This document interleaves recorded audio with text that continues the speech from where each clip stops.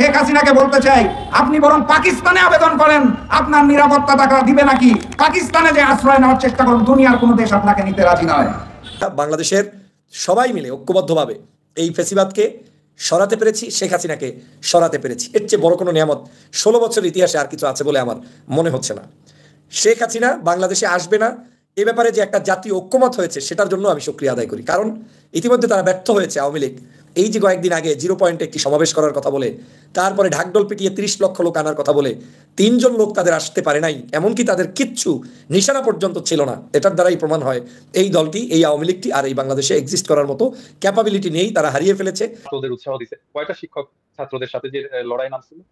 আসিফ নাম ছিল, শুধু নাম ছিল না, গ্রেফতার হয়েছে এবং তাকে যখন নির্যাতন করছে সবাই দেখছে। হাতে পারতো না, হাতে একটা লাঠি ছিল, সেই লাঠি দিয়ে, এবং ওর একটা চিহ্ন আছে আঙুল এরকম উঁচু করে, তাই না? আসিফ হ্যাঁ, হাত কিন্তু আঙুল উঁচু করে আছে, মানে একটা সাইন দিচ্ছে, তার বিজয়ের চিহ্ন সে কিন্তু দিয়ে যাচ্ছে, শাহাদাতের বিশ্বাস অনুসারে, তার ধর্ম বিশ্বাস অনুসারে সে শাহাদাতের চিহ্ন দিয়ে দিচ্ছে। এরকম ছেলে যদি থাকতো, আসিফের যদি থাকতো উপদেষ্টা পরিষদে, আজকে চেহারা অন্যরকম হতো। শেখ হাসিনা দেশ থেকে পালিয়ে যাওয়ার পর ডক্টর ইউনূস ক্ষমতা হাতে নিয়েছে। এ পর্যন্ত ডক্টর ইউনূস সরকার ক্ষমতায় আসার পরে সে কি ব্যর্থ নাকি স্বার্থ? প্রিয় দর্শক শ্রোতা, আজকে মূলত গুরুত্বপূর্ণ কয়েকটি ভিডিও নিয়ে আপনাদের সম্মুখে হাজির হওয়া। তার মধ্যে শেখ হাসিনাকে উদ্দেশ্য করে কড়া ভাষায় কিছু কথা বলেছেন একজন নেতা। শেখ হাসিনাকে সরাসরি পাকিস্তান গিয়ে ধর্না ধরার কথা বলেছেন। ধর্না ধরা বলতে পাকিস্তান গিয়ে সাহায্য চাওয়ার কথা বলছে। কারণ বিশ্বের কোনো জায়গাতেই বা কোনো রাষ্ট্রই শেখ হাসিনাকে স্থান বা তাকে জায়গা দিচ্ছে না, তাকে সুযোগ দিচ্ছে না। তো পাকিস্তান তাকে সুযোগ দিতে পারে। সারা জীবন তো শেখ হাসিনা পাকিস্তানের শত্রুতা করে গেছে, তাহলে পাকিস্তান কিভাবে তাকে সুযোগ দেবে? প্রিয় দর্শক, ভিডিওটি সম্পূর্ণ শুনুন, তাহলে বুঝতে পারবেন। শেখ মুজিবুর রহমানকেও সুযোগ দিয়েছিল পাকিস্তান। তো চলুন আর কথা না বাড়াই, গুরুত্বপূর্ণ সেই ভিডিওগুলো চলুন এক এক করে দেখে আসি। আমি ফ্যাসিস্ট শেখ হাসিনাকে একটা পরামর্শ দিতে চাই। সেটা হচ্ছে, আপনার পিতা যখন বিপদে পড়েছিলেন শেখ মুজিবুর রহমান, তখন আশ্রয় নিয়েছিলেন পাকিস্তানে। সেই পাকিস্তান তাকে হত্যা করে নাই, যুদ্ধের পরে সসম্মানে ফিরিয়ে দিয়েছেন। এবং যুদ্ধকালীন সেই 9 মাস শেখ পরিবার বাংলার মাটিতে বসে ওই পাকিস্তানের কাছ থেকে প্রতি মাসে ভাতা নিয়েছিলেন। ইতিহাস জেনে দেখুন। শেখ হাসিনাকে বলতে চাই, আপনি বরং পাকিস্তানে আবেদন করেন, আপনার নিরাপত্তা টাকা দিবে নাকি? পাকিস্তানে যে আশ্রয় নেওয়ার চেষ্টা করুন, দুনিয়ার কোনো দেশ আপনাকে নিতে রাজি নয়। পাকিস্তানের পণ্যবাহী জাহাজ বাংলাদেশে এসেছে।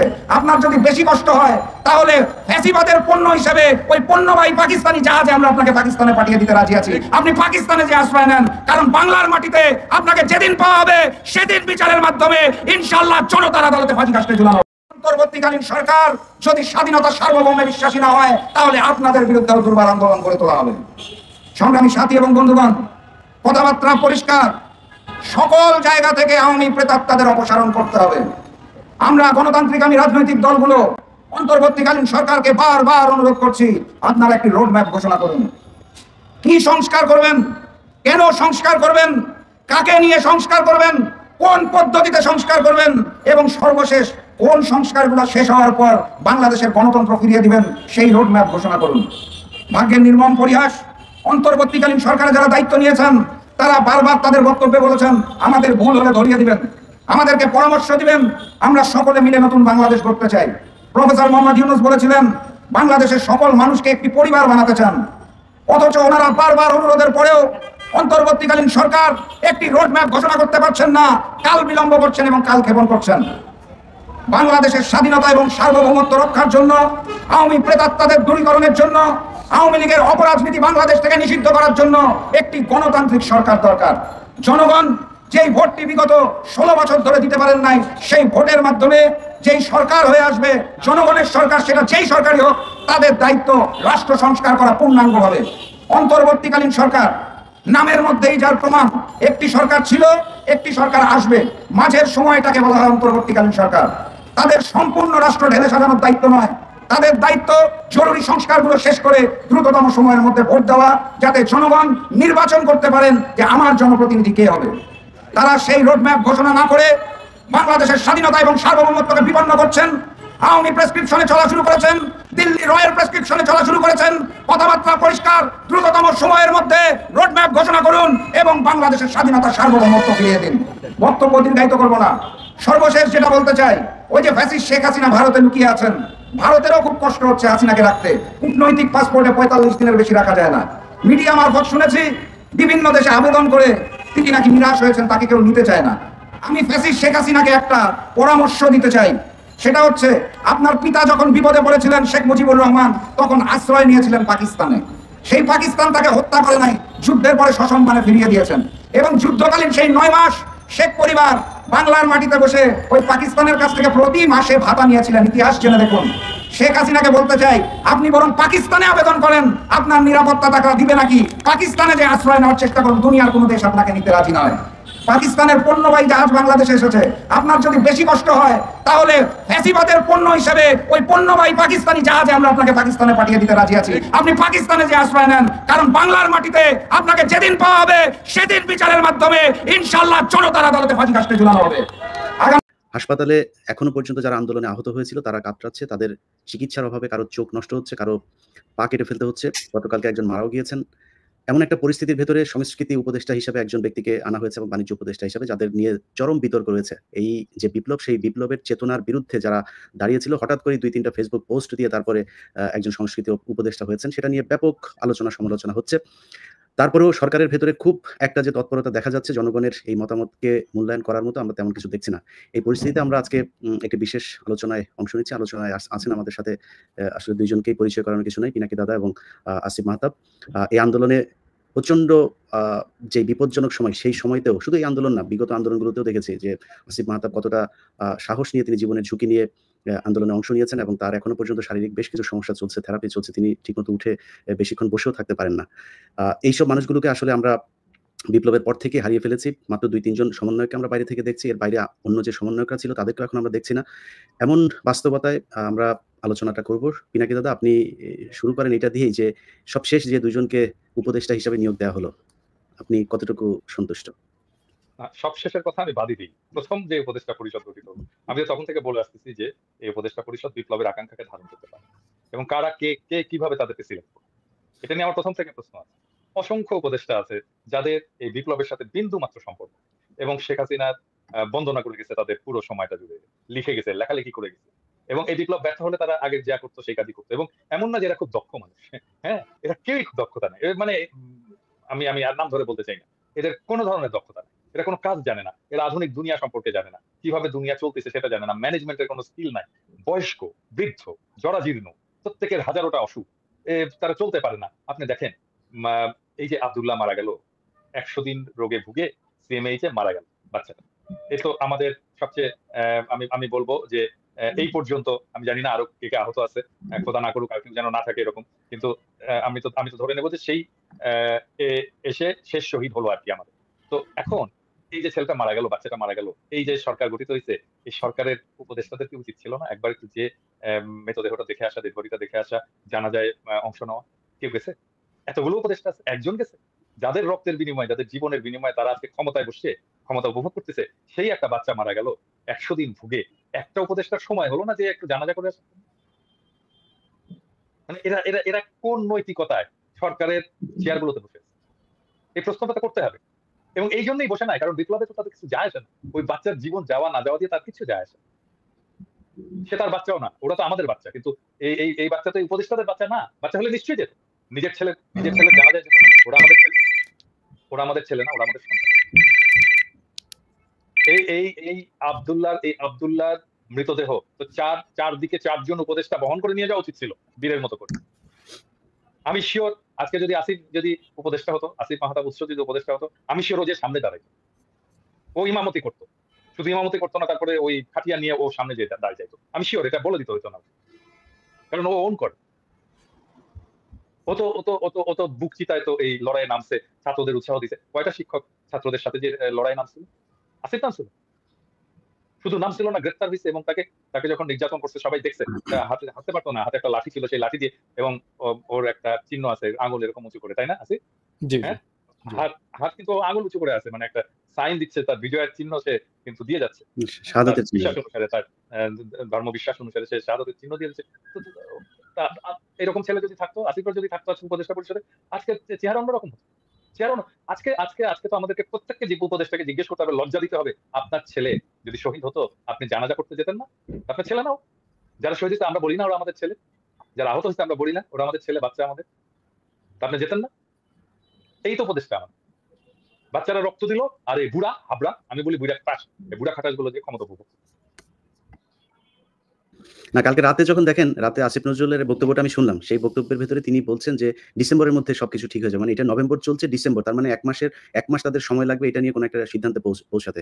তো কালকে কোনটা হাসপাতালে, পঙ্গু হাসপাতালের সামনে গিয়েছিলেন তিনি রাতে, যখন আমি চিকিৎসা নিয়ে, চিকিৎসা নিয়ে আমি আপনাকে ইলিয়াস, আমি আপনাকে আজকে বলতেছি, আপনি লিখে রাখতে পারেন, কিচ্ছু করতে পারবেন, আমরা জানেই না। আমাকে তো এই বাচ্চারা প্রত্যেকদিন ফোন করে, কেউ না কেউ ফোন করে, এবং আমি ওদের ফোন ধরি, কথা বলি, দীর্ঘ সময় ফোন করে কথা বলে, ওরা কান্নাকাটি করে, আমিও কিছু কান্নাকাটি করি, এবং আমি তো ওদের প্রবলেমটা বুঝি। এই পুরো উপদেষ্টা পরিষদ কেউ জানে না ওদের প্রবলেমটা আসলে, কেউ জানে না। আমি বলতেছি ওরা কেউ জানে না, কথা বলেনি ওদের সাথে, ওদের সমস্যাটা কি জানে না। বললেই হলো 1 মাসের মধ্যে সলভ করবে, জীবনেও পারবে না ওরা কিছু। আমি আজকে লিখে দিতে পারি, যদি কিছু করতে পারে আমি কান কেটে দেবো, কুত্তায় খাও, আমি কান কেটে দিয়ে দেবো, কুত্তায় খাও। না, সে করার জন্য করবে না করবে সেটা তো পরে, মানে করার জন্য ডিসেম্বর পর্যন্ত সময় ওনাদের কেন লাগবে? মানে এই সময়টাতে ডিসেম্বরে পারবে না ইলিয়াস, ডিসেম্বরে ওরা পারবে না, ওরা কিচ্ছু করতে পারবে না, কারণ ওরা জানেই না প্রবলেমটা কোথায়। না, আপনি একজন চিকিৎসক, আপনি জানেন যে যতটা সময় পার হবে একজন চোখের যে সমস্যাটা, পায়ের সমস্যাগুলো, এগুলোর যত সময় পার হবে তত তার ওইটার বিপজ্জনক অবস্থায় যাবে, এবং সেটা ইলিয়াস আপনি জানেন, আসিফও জানে, আমি 5ই অক্টোবর আমি বলছিলাম যে চিকিৎসার জন্য কি করতে হবে, এবং আমি নিজেকে ভলান্টিয়ার করছিলাম যে আমি এটা ভলান্টিয়ার করব। আমি এই একটা পরিকল্পনা করছিলাম, ওয়ান স্টপ একটা সার্ভিস সেন্টার করবো হবে, যেখানে সমস্ত আহতরা আসবে, তাদের চিকিৎসা শুধু হবে না, তাদের সাইকোথেরাপি হবে, কাউন্সেলিং হবে, এবং ফাইনালি তাদেরকে পুনর্বাসন করা হবে। আমি 5ই অক্টোবর একটা পরিকল্পনা দিচ্ছি। তারপরে ডিজি হেলথ, তারপরে এটা স্বাস্থ্য উপদেষ্টার নজরে পড়ছে, ডিজি হেলথকে বলছে যে আমার সাথে বসে এই পরিকল্পনাটা চূড়ান্ত করতে। আমি লিখে দিছি প্রজেক্টে, রেশনাল লিখে দিছি, অবজেক্টিভ লিখে দিছি, তারপরে তাদের আসার কথা ছিল, কেউ আসে। আমি কিন্তু স্বাস্থ্য উপদেষ্টাকে বলছি যে টাকার কথা চিন্তা করুন না, বা আমি টাকা জোগাড় করি। আরে ভিক্ষা করে টাকা জোগাড় করে দিতাম, কয় টাকা লাগতো? সেটা তো আমরাও বিভিন্ন সময় এই কথাগুলো বলছি যে যদি টাকা প্রয়োজন প্রবাসী দেওয়ার জন্য আছে। আমি তো ইলিয়াস নিজে দায়িত্ব নিতে চাইছিলাম, যে আমাকে দেন, আমি এদের চিকিৎসার ব্যবস্থা করে দিচ্ছি, আমি পরিকল্পনাটাও করে দিচ্ছি। একটা জিনিস 14 জনকে বলতে হয়, তারপরে কোনো কাজ।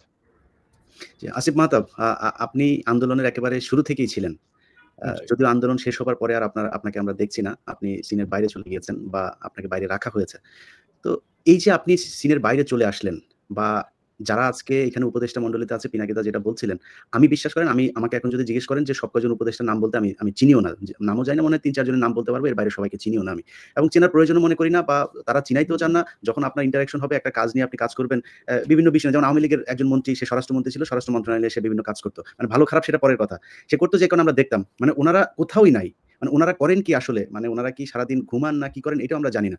তো এই যে আপনি বাইরে চলে গেলেন, মানে আপনি কি এমনিতেই বাইরে আছেন, নাকি আপনার সাথে কি এই যে সরকার, একটা বিপ্লবী সরকার আমরা যেটাকে নাম দিয়েছি, সেই সরকারের পক্ষ থেকে কোনো ধরনের যোগাযোগ করা হয় কিনা, বা কোনো ধরনের নীতি নির্ধারণী পর্যায় থেকে আপনার সাথে কোনো বক্তব্য নেওয়া হয়েছে কিনা এখন পর্যন্ত? এখানে কিছু বিষয় আমি ফার্স্টে ক্লিয়ার করতে চাচ্ছি। সেটা 1 নম্বর বিষয় হচ্ছে যে বিপ্লবী সরকারের ডেফিনিশনটা কি আসলে? বিপ্লবী সরকারের মধ্যে তো যারা একটা বিপ্লবী আদর্শ থাকা লাগবে। তা এটা গণঅভ্যুত্থানে আমাদের কোনো ক্লিয়ার বিপ্লবী আদর্শ নাই। ফর এক্সাম্পল, আমার আদর্শ obviously I was inspired by my religion, যেটা আমাকে অনেক ইন্সপায়ার করেছে বিপ্লবে যোগ দেওয়ার জন্য। নীতি নৈতিকতা ওখান থেকেই আসছে। বাট অনেকের এখান থেকে আসে নাই। সো বিপ্লবী সরকার যদি গঠন করতে হতো, তো বিপ্লবী সরকার তো হয় বিপ্লবী দিয়ে। আপনি বিপ্লবের মধ্যে যারা ডিরেক্টলি ইনভলভ না, তাদেরকে নিয়ে যদি আপনি বিপ্লবী সরকার গঠন করেন, সেটা কিভাবে বিপ্লবী সরকার হয়? এখন বিষয়টা হচ্ছে যে আমাকে কোনোভাবে তারা কোনো কন্ট্যাক্ট করে নাই, অ্যাজ ইফ আমার এখানে কোনো কন্ট্রিবিউশন নাই, যেখানে ইটস ওকে, মানে আই ডোন্ট পার্সোনালি কেয়ার। আমি বাংলাদেশের এই সব আপনারা জানেন, আপনার রিপোর্টার আপনারা জানেন যে আমি বাংলাদেশের একদম ফার্স্টে থেকে এই আন্দোলন, শুধু এটা না, আমি বাংলাদেশের প্রথম প্রাইভেট ইউনিভার্সিটি রাস্তায় নামায় রোড ব্লক করা, সেটা আমি ফার্স্টে করি। ইট ওয়াজ মাই প্ল্যান। হ্যাঁ, আমার ওই স্ট্র্যাটেজিটা আমি যদি দেখান, আমি এখন এই মুহূর্তে আমার কম্পিউটার থেকে বের করে দিব আমার ডিটেল স্ট্র্যাটেজি। তো সেটা আমি ফার্স্টে করি। তো আমি বাংলাদেশের জন্য করে আসছি এই কিছু পাওয়ার আশায় না, যে আমি কিছু একটা পাবো, আমাকে কেউ একটু রেসপেক্ট বেশি দিবে, এরকম না। আমি এখানে এই জন্য কিছু করি নাই। সো তারা যদি সরকার ঠিকমতো চালাতে পারতো, that's fine, I am happy. আপনি যদি দেখেন আমার স্ট্যাটাস, আমি প্রথমে খুবই খুশি হয়েছিলাম যে হ্যাঁ, সরকার গঠন হয়েছে, ইটস ফাইন, আমার দরকার নেই। হাউএভার, দিন যত যাচ্ছে তত কিছু প্রবলেম আমি দেখতে পাচ্ছি, যে this is clearly a discriminatory government. সে বৈষম্য বিরোধী দাবি করছে, বা সে নিজেই বৈষম্য করছে। তারা তাদের এজেন্ডা, তাদের আইডিয়ালস, যেটা বাংলাদেশের সাথে যায় না, সেই ধরনের আইডিয়ালস এবং দর্শন সরকার সেটা চাপিয়ে দেওয়ার যত রকম কাজ কারবার সেটা করছে। জনগণের যে দ্রব্যমূল্য হার, বিভিন্ন সমস্যা, এবং 5ই অক্টোবর আমিও লিখেছিলাম যে সবার আগে উচিত হচ্ছে শহীদ এবং আহতদের চিকিৎসা করা, সেটাও তারা ফেলিয়ার। এই একটা কাজেও তারা সাকসেসফুলি করতে পারেনি, কারণ আমি এখনো মানুষকে দেখি যে তারা বাসার মধ্যে গুলি ভিতরে ঢুকে বসে আছে, তাদের কোনো খোঁজ খবর নাই, মানে তাদের যে কোনো একটা প্রসেসে আনা হবে সেটাও নাই। তার মানে they are failure in every level. So এই জন্য আমি আসলে এটাকে বিপ্লবী সরকার হিসেবে ধরতে পারছি না, দুঃখজনকভাবে। আমি এটাকে বিপ্লবী সরকার বলবো না। আমি যদি আরেকটু ফার্দার ইলাবোরেট করি, সেটা হচ্ছে যে এই সরকারটা মূলত যাদেরকে নেওয়া হচ্ছে তারা এনজিও সেন্ট্রিক। এখন এনজিও চালানো আর জনগণের নেতৃত্ব দেওয়ার ভিতরে আকাশ পাতাল পার্থক্য আছে। এনজিওরা যেমন নম চমস্কি আপনারা সবাই জানেন, পৃথিবীর মধ্যে one of the number one political thinker, সে এরকম বলেছিল যে একটা অর্গানাইজেশন, এনজিও অর্গানাইজেশন একটা ফ্যাসিস্ট বা একটা টোটালিটেরিয়ান একটা সিস্টেমের মতো, যেখানে এনজিও যে মাস্টাররা তারা যেটা বলে ওয়ার্কারদের সেটাই করতে হয়, তাদেরকে ছাঁটাই করতে চাইলে করে দিতে পারে, তাদেরকে যাকে ইচ্ছা তাকে নিতে পারে, তার কালচার, অফিস কালচার, সেগুলো সবই ইয়ে করে এনজিওরা। তো তারা যদি দেশটাকে এনজিও মনে করে যে আমার এই দেশের জনগণ, আমি যাকে খুশি তাকে নিব, আমি যা খুশি তাই করবো, আমি আমার আদর্শ চাপাই দিব জনগণের উপর, দ্যাটস এ প্রবলেম। বিকজ জনগণের দ্বারা সরকার, সরকারের দ্বারা জনগণ না। এনজিও মানে ওয়ার্কার চালিয়ে অভ্যস্ত, এনজিও কারো মানে কিভাবে বোঝাবো, যে কারো আন্ডারে তারা তো থাকে না, কারণ এখন আমরা বলি সিভিল সার্ভেন্ট, তারা কিন্তু সিভিল সার্ভেন্ট, জনগণের দাস মানে সার্ভেন্ট তারা। তো তারা এইভাবে ট্রিট করছে না, তারা আমাদের উপর বলে দিচ্ছে যে এই যে আমরা এই লোকটাকে নিলাম। ওয়েল, আপনি নিলেন কেন? আপনি কাকে জিজ্ঞেস করে নিলেন? কি প্রসেসে নিলেন? আপনি বললেন হয়ে গেল? তার মানে কি আপনারা কি আমার মাস্টার নাকি? You work for me, I don't work for you. না, এখানে খালি এটাই না, আরো কিছু জিনিস দেখছি যে ধরেন প্রথম আলো এবং ডেইলি স্টার, আমরা যে এটা সবচাইতে বেশি গুরুত্ব সহকারে দেখছি যে যারা প্রথম আলোর হয়ে কাজ করতো, ডেইলি স্টারের হয়ে কাজ করতো, তারা এখানে আসছে। আপনি যদি এই আকিজ গ্রুপের কথাই বলেন, তারা শ্রেষ্ঠ সম্ভবত একটা অ্যাওয়ার্ড পেয়েছিল কদিন আগে ডেইলি স্টারে, best business person of the year. হ্যাঁ। তারপরে ফারুকি হওয়ার পর থেকে সারা দেশের মানুষ যখন কিনা তার বিরুদ্ধে তাকে নিয়ে সমালোচনা করছে, হাস্যকর মনে করছেন, 8 পাস একজন ব্যক্তি, আমাদের উপদেষ্টা, যিনি কিনা সার্বক্ষণিক গাঁজায় মত্ত থাকতেন এই সবিরহাটের এখানে, এরপরে রিহাব খেটেছেন যিনি, যার বিরুদ্ধে মানে বিকৃত যৌনাচারের অভিযোগ আছে, এমন একজন বিকৃত মনা প্রচন্ড রকমের ইসলাম বিদ্বেষী একজন মানুষকে এখানে দেওয়া হয়েছে। প্রথম আলো প্রতি ঘন্টায় ঘন্টায় তার পক্ষে নিউজ করছেন। এছাড়া আমরা যখন কিনা পিনাকিদা ডেইলি স্টার নিয়ে কথা বলছেন, আমি প্রথম আলো নিয়ে কথা বলছি, আমরা মানে এদের বিরুদ্ধে যখন এই যে একটা বিশাল ভারতের যেই হেজিমনি, তাদের বিরুদ্ধে যখন কথা বলছি, তখন আমরা দেখছি যে আসিফ নজরুল, তারপরে রেজওয়ানা, এরপরে প্রধানমন্ত্রীর প্রেস সচিব যিনি আছেন শফিক, আমি ওনাকে আসলে শফিকুল আলম, উনি যে আসলে এই 15 বছর কোথায় ছিলেন আমি জানি না। তো হঠাৎ করে এসে ওনারা এত বড় দেশপ্রেমিক হয়ে গেলেন, এত বিপ্লবী সরকারের পার্ট হয়ে গেলেন। এখন এই প্রথম আলো আর ডেইলি স্টার থেকে আসলে দাদা আপনি তো বলছেনই বেশ কদিন ধরে, এখান থেকে মানে মানুষকে বের করবো কিভাবে, বা মানুষকে সেটা মানে মানুষ তো বুঝতেই পারছেন যে তারা যে প্রথম আলো এবং ডেইলি স্টার যে সরকারকে কিভাবে প্রভাবিত করছেন, কিন্তু আমরা সরকারকে কিভাবে প্রভাবিত করবো, বা সরকার জনগণ দ্বারা কবে কিভাবে প্রভাবিত হবে? সরকারের কথা বলতেছেন? হ্যাঁ, সরকার প্রভাবিত হবে না। হ্যাঁ, প্রভাবিত হবে না, কারণ তারা যেটা মনে করে সেটাই তারা করবে। হ্যাঁ, এবং তারা কখনো, তারা বলেন আমাদের ভুল হলে ধরায় দেবেন, আমরা সংশোধন করবো। একটা জায়গায় দেখছেন ভুল সংশোধন করছে? একটা জায়গায় একটা দেখান তো যে ভুল ধরায় দেওয়া হয়েছে, সংশোধন করছে। সেদিন দেখলাম, পরশুদিন দেখলাম কোন একজন ভদ্রলোক লিখছেন যে আপনারা তো বলেন যে ভুল হয়েছে, ভুল ধরায় দিলে সংশোধন করবেন। ধরায় দিলাম, ফারুকির নিয়োগটা ভুল হয়েছে এবং সংশোধন করে। হ্যাঁ, তারা কখনো কোনো ভুল তারা সংশোধন করে কখনো, এবং তারা যেটা মনে করছে সেটাকেই প্রতিষ্ঠা করার চেষ্টা করে গেছে গায়ের জোরে। হাসিনা যেভাবে করতো ওরা সেভাবে করে। একই জিনিস, মানে হাসিনারও ভোট লাগতো না, এটাও তো ভোটের সরকার না, তো এরাও মনে করতেছে যে আমরা আরেকটা হাসিনা হয়ে গেছি, ক্ষমতায় গেছে আমরা আরেকটা হাসিনা। রাইট। কোনোদিন আমরা যতগুলো প্রশ্ন তুলছি, উত্থাপন করছি, কোনোটার জবাব পাইছে? কেউ পাইছে? একজনকে দেখান যে ঠিক আছে আমাকে কথা বাদই দেন, আমরা না হয় 2 পয়সার ইউটিউবার। অন্য তো অনেক প্রশ্ন তুলছে, তাই না? অনেক সিনিয়র লোক, অনেক রেসপেক্টেড লোকেরা অনেক প্রশ্ন তুলছে। ফরাদ মাজার প্রশ্ন তুলছে, সলিমুল্লাহ খান প্রশ্ন তুলছেন, তাই না? ওনারা তো রেসপেক্টেড মানুষ, একাডেমিশিয়ান। তাদের কোনো জবাব দেওয়া হয়েছে? হয়নি।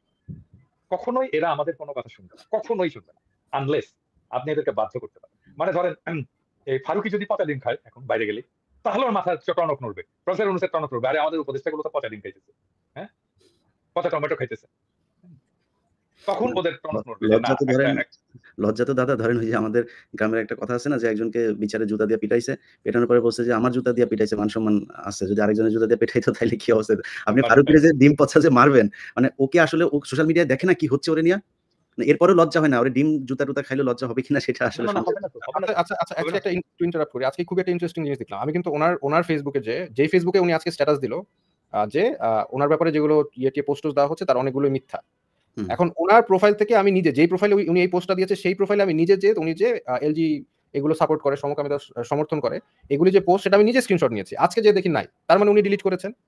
উনি যদি এত এই সব যদি মিথ্যাচার হয়, তাহলে উনি ডিলিট করলো কেন ওনার পোস্ট? ওটা তো আমি নিজে করেছি কাজটা। সো ডিলিট করে তো লাভ নেই, এগুলো তো এখন সবার হাতে হাতে চলে গিয়েছে, সে ডিলিট করলেই হবে? সে তো সে বোয়াগ, এবং তার যে সিনেমা নাটকগুলো আছে সেগুলো সে ডিলিট করবে কিভাবে? আমি আজকে কথা বলছিলাম বুঝছেন একজনের সাথে, তার একটা নাটক আছে, নাটকের নাম হচ্ছে নাটক হচ্ছে, আমি নামটা ভুলে গেছি, এই যে দেশাত্মবোধক গানের একটা কথা আছে ওই গানের নামে, সেটাতে জামাত ইসলামের আপনার গোলাম আজম টাজম এদেরকে নিয়ে কটাক্ষ করে করা আছে। তিনি করছিলেন, বাইরে ছিলেন, বাইরে থেকে সেটে গিয়েছেন, সেটে যাওয়ার পরে একটা শুটিং হয়েছে, ওইখানে শুটিংটা ছিল হচ্ছে মিছিল করবে, জামাত ইসলামের একটা মিটিং হবে, গোলাম আজমের সামনে গোলাম আজম, যে গোলাম আজমের চরিত্রে অভিনয় করছে তাকে সামনে রেখে পেছনে একটা ইয়ে হবে। তো সেই মিছিলটা উনি আবার যেহেতু ডিরেক্টর সেটে এসে তারপরে ওই মনিটরে দেখছেন ফুটেজগুলো কি হলো, সেই ফুটেজ দেখার পরে ইচ্ছা মতো গালাগালি, এবং ওর সেটে নাকি প্রচন্ড রকমের গালাগাল করা হয়, এটাও প্রমোট করে, মানে খামোখা একজনকে ধরেন আমরা বলি না এই ভাই এদিকে আয়, উনি নাকি ওইখানে একটা খারাপ ভাষায় গালি দিয়ে তাকে ডাক দেয়, এটা ওর নর্মাল একটা জিনিস। সেখানে সে গালাগালি শুরু করছে যে এই শুটিং আবার করতে হবে, মিছিলটা আবার করাইতে হবে। কেন বলছে মিছিলে সবার মাথায় টুপি দেওয়া লাগবে, টুপি নাই কেন? মানে এই টুপি আর দাড়ি ওর বিভিন্ন সিনেমাগুলোতে যে এটা করা হয়েছে, এবং নিজেরও তো দাঁড়িয়ে আছে, নিজেরও মাথায় টুপি আছে, হ্যাঁ নিজেও তো দাঁড়িয়ে আছে, অন্য টুপি। হ্যাঁ, যাই হোক। তো এগুলো করে সে এগুলো তো আর সরাইতে পারবে না, তার ফেসবুক পোস্ট সরাই তো লাভ নাই। না, উনি কালচারের উপদেষ্টা, এটা কিন্তু একটা সিরিয়াস ইস্যু, কারণ উনি কালচার মানে ডিভাইস করবেন, আমাদের কি কালচার দ্বারা দেশ শাসিত হবে বা দেশের কালচারটা কি হবে সেটা উনি নির্ধারণ করবেন, উনি পলিসি মেক করবেন, উনি ওখানে পুশ করবেন। তো এখন উনি কি আমাদের দেশের কালচারের রিপ্রেজেন্ট করে? আর যদি করে থাকে তাহলে গভর্নমেন্ট আমাকে এটা দেখায় যে কিভাবে তাকে নিয়োগ করা হলো বা কিভাবে উনি আমাদের কালচার রিপ্রেজেন্ট করে, মানে এটার অ্যানসারটা কি? বিএনপির একটা অংশ তাকে সাপোর্ট করতেছে। হ্যাঁ, এবং যুক্তি হচ্ছে যে সে এই হাসিনার শাসনের যে ন্যারেটিভ, হ্যাঁ, সেটা তৈরি করবে, যেটা দেখে হাসিনার শাসনের বিরুদ্ধে ঘৃণা উৎপাদন হবে। আরে বেটা, এই শেখ মুজিবের শাসন, হাসিনার শাসনের বিরুদ্ধে ন্যারেটিভ কারা তৈরি করছে এতদিন ধরে? কারা তৈরি করছে? ফারুকি তৈরি করছে। ও করতে পারবে ন্যারেটিভ কিভাবে তৈরি করতে জানে? জিন্দেগিতে করতে পারবে একটা পলিটিক্যাল ন্যারেটিভ তৈরি? আমাদেরকে করতে হবে ন্যারেটিভ তৈরি। উনি ওনার জায়গা থেকে করুক, কিন্তু উপদেষ্টা, কালচারাল উপদেষ্টা, উনি কালচার নির্ধারণ করবে সেটা তো না। আমাদের কালচার তো শুধু অ্যান্টি শেখ হাসিনা না, আমাদের কালচার তো আরো মানে বড় একটা বিষয়, তাই না? Just anti Sheikh Hasina narrative উনি ওনার জায়গা থেকে করুক না, উনি নাটক সিনেমা বানাচ্ছে ওখানে, ওগুলো পারবে না, ওইটা পারবে না। অ্যান্টি শেখ হাসিনা ন্যারেটিভ, ফ্যাসিবাদের বিরুদ্ধে ন্যারেটিভ ও তৈরি করতে পারবে না। এটা তো একটা স্কিল লাগে, স্পেসিফিক স্কিল লাগে। ওটা লিখুক তো, একটা উপন্যাস লিখুক তো। না, ওর বেশিরভাগ নাটকগুলোই নাকি আপনার ওই আরেকজনের নাটকই করে নেয়, এবং এটা নিয়ে তার সাথে বেশ কয়েকজন তার জুনিয়র পরিচালক যারা আছে তাদের সাথে সে বিট্রে করেছে, যে কারণে মিডিয়াতে সবাই এই বিষয়গুলো জানে। এবং একটা হচ্ছে পিক পকেট, তার একটা আছে, আরেকটা হলো শনিবারের বিকেল। এই শনিবারের বিকেলে সে হচ্ছে ওই যে হোলি আর্টিজান নিয়ে আপনার বাংলাদেশে কিন্তু এটা আপনার মুক্তি পায় নাই, অথচ সেটা ইন্ডিয়াতে মুক্তি পেয়েছে, বুঝছেন? মানে এটার পুরো প্রযোজনা, টাকা পয়সা, ফান্ডিং যা সব সে ভারত থেকে পেয়েছে।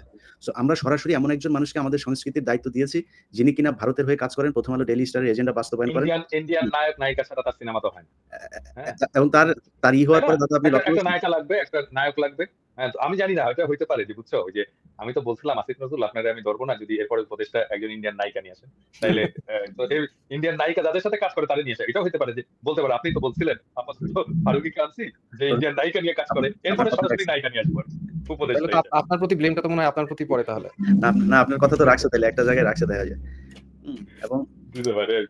এবং আপনি দেখেন যে প্রথম আলো তাকে যেইভাবে করতেছে, এই একটা জায়গা, আরেকটা হচ্ছে চঞ্চল চৌধুরী, যে কিনা পলাতক, যারা খুঁজতেছে বাংলাদেশের মানুষ ভারতের এই দালালি করার জন্য, সেই চঞ্চল চৌধুরী কিন্তু তাকে নিয়ে প্রথম আপনার অভিনন্দন জানায় করছে ফেসবুকে।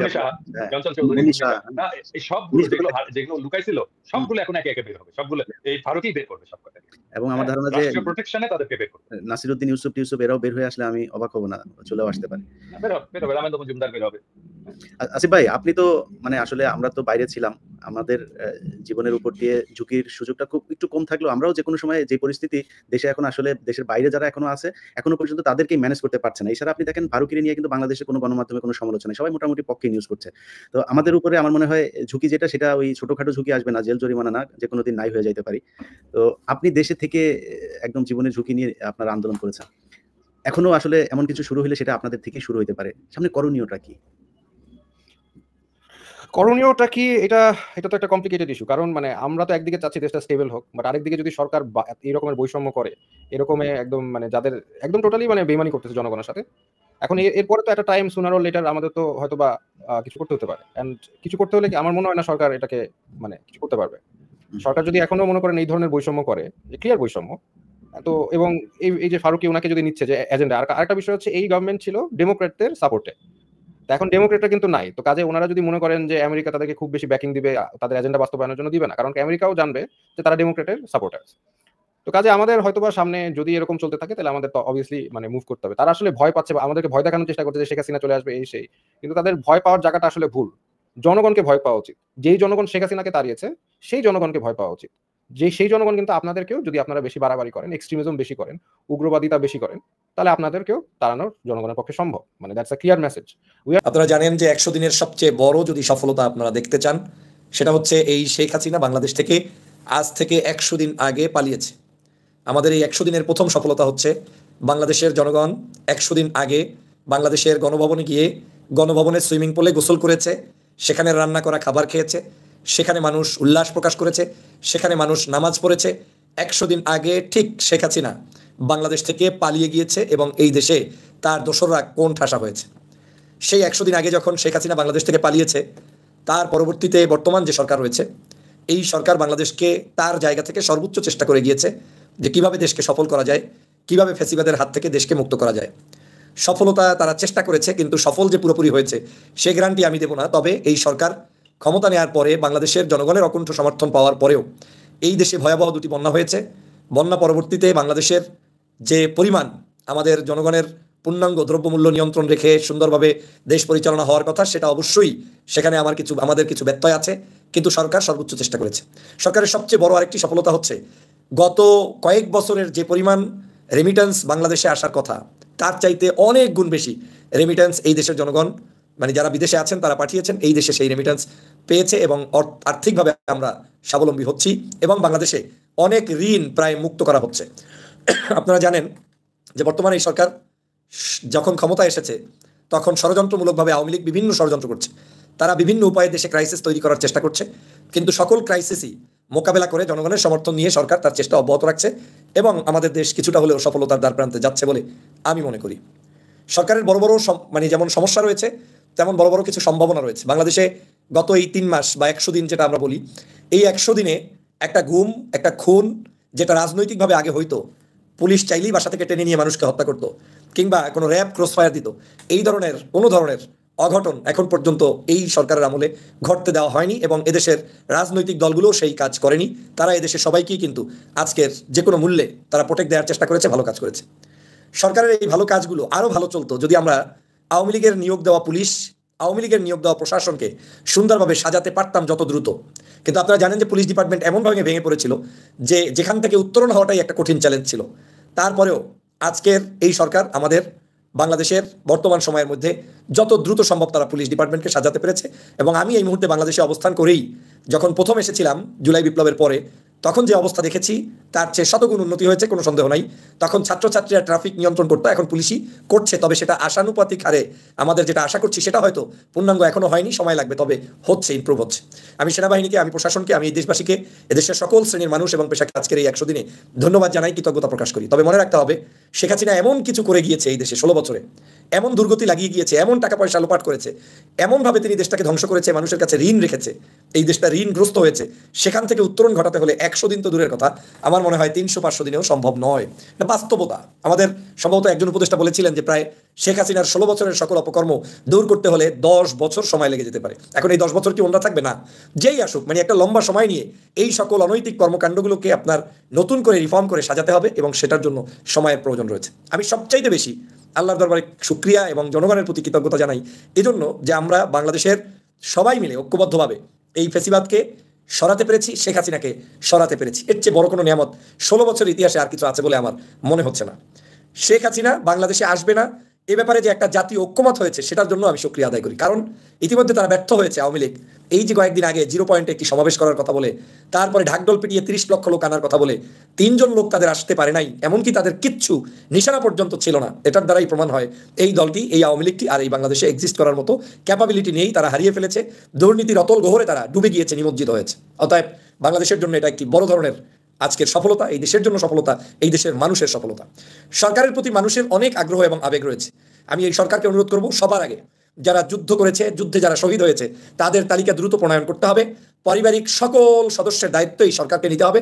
2000 মানুষের জন্য যদি তার পরিবারের এক পরিবারে 3 জন 5 জন করে লোক থাকে, তাতে যদি 10,000 মানুষও হয়, এই 10,000 মানুষের কর্মসংস্থান, খাদ্য, বস্ত্র, বাসস্থান, বাসাবাড়ি না থাকলে তার নির্মাণ, চাকরির স্থায়ী সমাধান, এটা ইমিডিয়েটলি করতে হবে, কারণ এই সরকারের এটা দায়িত্ব।